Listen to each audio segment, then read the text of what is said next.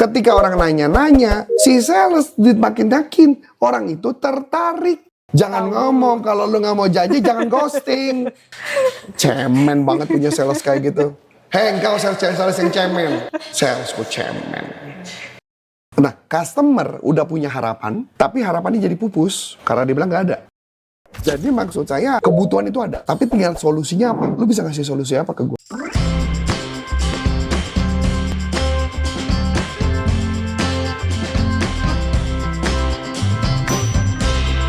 Ada satu curhatan sales di media sosial yang cukup menarik perhatian. Dia bilang, kalau memang gak jadi beli atau sudah deal di tempat lain, cukup kasih kabar, jangan di ghosting atau di blok. Kita sales juga manusia. Banyak sales ternyata mengalami hal yang sama. Tapi pertanyaannya, apakah masalahnya memang customer yang tidak menghargai sales? Atau ada hal yang perlu dievaluasi dari cara sales membangun proses penjualannya? Yuk simak bareng Coach Arif. Halo Coach. Hai. Oke, ini ada satu curhatan sales yang saya temuin di media sosial ya Coach ya. Dia tuh sales yang memang udah lama juga kerja sebagai sales. Dan dia bilang di medsos itu berserta capturean dia chattingan dengan customer gitu Coach. Bilang kayak, dear customer, kalau emang nggak jadi atau sudah dapat di lain, info aja, nggak perlu pakai di ghosting atau di blok. Kita sales manusia juga, etika boleh kali. Nah, ini tuh sebenarnya salahnya di etika si salesnya ini atau emang si customer yang nggak tahu diri gitu Coach? Customer adalah? Raja. Oke, ya sudah selesai ya. Terima kasih, sampai jumpa di pertemuan berikutnya. Ya kan kita pakai logik sederhana gitu loh. Seorang sales jangan baper. Ini kesalahan sales ya. Sales itu kalau ada orang bilang nanti kontak lagi jam segini, sales itu akan berasumsi orang itu tertarik. Apakah ada pernyataan dari customer dia mengatakan gua tertarik? Belum. Nggak ada. Kontak lagi nanti itu namanya teknik ulur waktu. Supaya lu capek. Nggak kontak lagi. Sayangnya sales nggak capek dikejar sama dia. Iya. Karena diasumsikan ini ada harapan. Oke? Kedua, orangnya nanya-nanya. Ketika orang nanya-nanya, si sales makin yakin orang itu tertarik. Berarti sales nggak bisa yang langsung percaya sama customer gitu aja dong Coach? Memang nggak bisa. Makanya kenapa ketika mau menawarkan sesuatu, kalau kita kan pakai teknik menggali kebutuhan dulu. Kebutuhan dia apa, atau dia mungkin tidak sadar akan kebutuhannya kita tawarkan, dan ternyata dia ada, baru kita diskusi, ngobrol. Nah, kemudian boleh nggak kita chatting ke customer kalau yang dia nggak bales? Saya pernah, tapi caranya beda. Oke, beda Saya akan chattingnya begini. Halo ibu, saya tahu mungkin ibu lagi sibuk, mungkin nggak sempat membalas. Kalau ibu nggak tertarik, nggak apa-apa ibu. Yang penting buat kami adalah silaturahmi. Ya nggak, kan enak, yang paling enak kan adalah kita silaturahminya. Kalau nggak jadi nggak apa-apa. Normal, mungkin juga ibu nggak enak ngomong sama saya. Ya, selamat have a nice day ibu. Biasanya dibales. Iya, saya nggak jadi. Oh nggak apa-apa. Boleh nggak saya mau belajar? Hal apa yang menyebabkan Anda tidak jadi? Buat saya belajar. Supaya saya next time bisa lebih baik. Makasih ibu. Sopan nggak? Iya, sopan. Seenggaknya kita Jangan ngomong, kalau lu nggak mau janji jangan ghosting. Cemen banget punya sales kayak gitu. Hei, engkau sales yang cemen. Salesku cemen.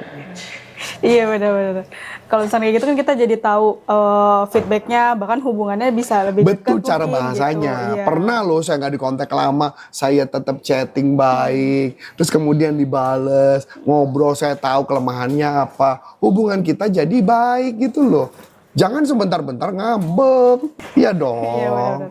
Kayak gitu juga ngaruh ke mentalitas si salesnya juga.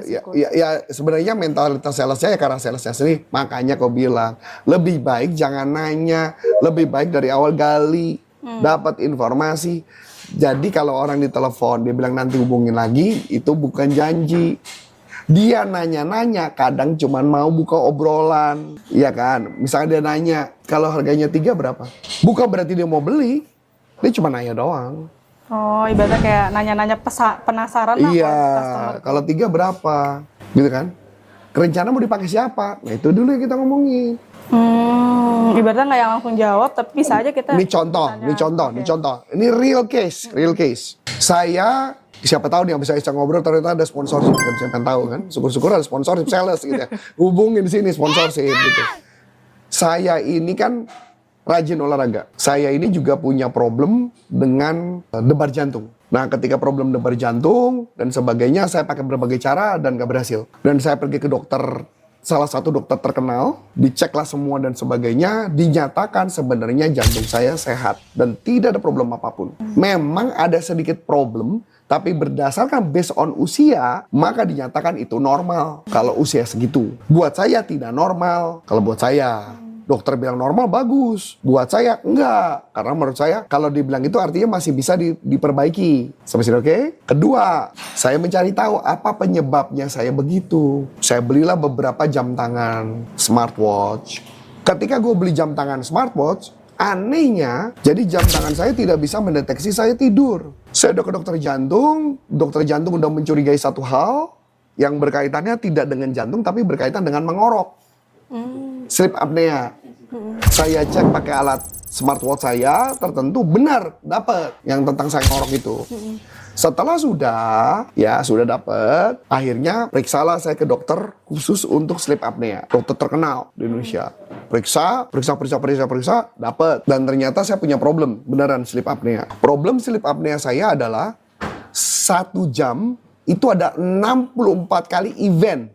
Saya berhenti napas. 64 kali. 1 jam cuma 60 menit. Iya. Ini 64. Berarti setiap 50-an detik kurang lebih. Iya. Ini menarik nih. Kemudian, 1 kali berhentikan tarikan napas, itu bisa berhenti 40 detik. Ini mirip kayak gue lagi berenang kan, 40 detik ya. Berenang, 1,5 menit gak napas gitu kan. Kurang lebih 40 detik. Total ngorok saya, waktu tidur, 1.200. 200 lebih. Rajin ya, dihitung ya. Ya pakai alat canggih, karena periksa alat. Udah dong, dokternya ngomong, saya tanya solusi alat. Sebutlah satu alat. Alatnya bukan yang biasa, tapi yang lebih mahal.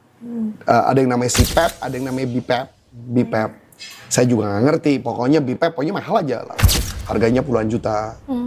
Kemudian saya tanya sama dokter, dok, ada nggak alternatif alat? Saya nggak apa-apa, saya beli. Tapi saya butuh alternatif alat. Yang maksud saya harganya biar lebih murah. Dokternya jawab, nggak ada. Cuma itu, nggak ada yang lain. Lumayan juga tapi. Ya, saya belum ngomong angka, kamu udah bilang lumayan. Kalau misalkan harganya pasti mahal sih Coach, kalau alat-alat kayak gitu. Ya, nah, lanjut ya. Nah, lanjut nih. Ini siapa tahu abis ini dapat sponsor nih saya kan.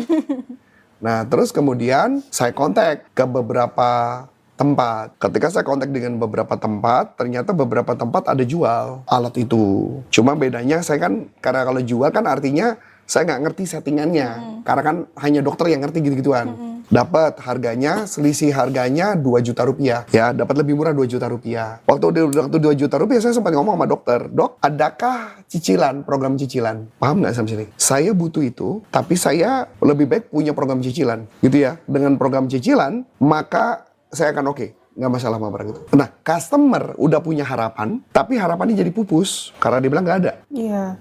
Nah, berarti kan artinya saya prospek customer yang bagus dong. Saya kontak lagi tempat lain. Ada satu perusahaan udah kontak. Saya kontak perusahaan lain. Dapat selisihnya 4 juta rupiah. Lumayan. Dan ada program cicilan 0% selama 3 bulan. Menarik ya buat saya? Iya. Jadi maksud saya ngomong sama si sales ya dong. Wah menarik nih, minggu depan nih saya kesana ya. Saya ngecek sendiri. Tadi dia mau ngantar ke rumah. Mau diperiksa di rumah. Saya bilang nggak, saya kesana aja. Nanti saya lihat sendiri. Tapi kan artinya ada kemungkinan nggak saya menunda? Ada. Kalau ada alternatif lain. Dan saya belum menemukan alternatif lain selain alat. Saya udah coba dengan berbagai alternatif lain dan tidak ada solusi, cuma only itu alat. Karena ternyata dari dokter juga mengatakan, 1, hipertensi saya kemungkinan terjadi karena tidurnya nggak bener. 2, kebangun-bangun, makanya jam tangan saya nggak bisa nangkep. Saya pakai 2 jam tangan, kiri kanan nih, nggak ada yang satu pun bisa nangkep saya tidur. Jadi maksud saya, kebutuhan itu ada. Tapi tinggal solusinya apa? Lu bisa ngasih solusi apa ke gue?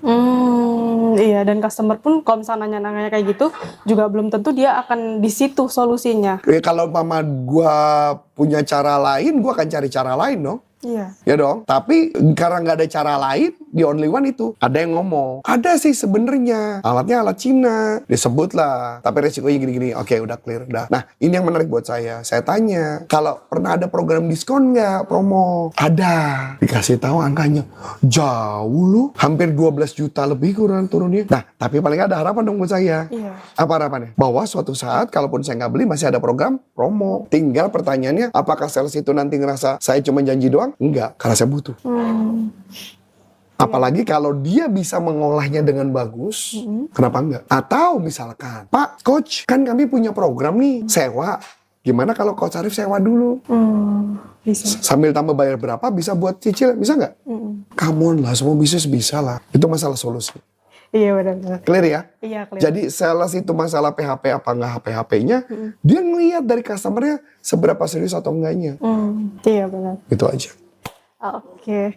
Wah, menarik banget nih teman-teman. Kalau misalkan teman-teman ingin menumbuhkan mungkin dari mindset-nya atau bahkan mentalitas dari seorang sales, atau gimana sih caranya biar nggak di ghosting sama customer, teman-teman bisa langsung klik video yang ada di deskripsi ini, dan teman-teman juga bisa langsung beli kelasnya di pastiprestasi.com.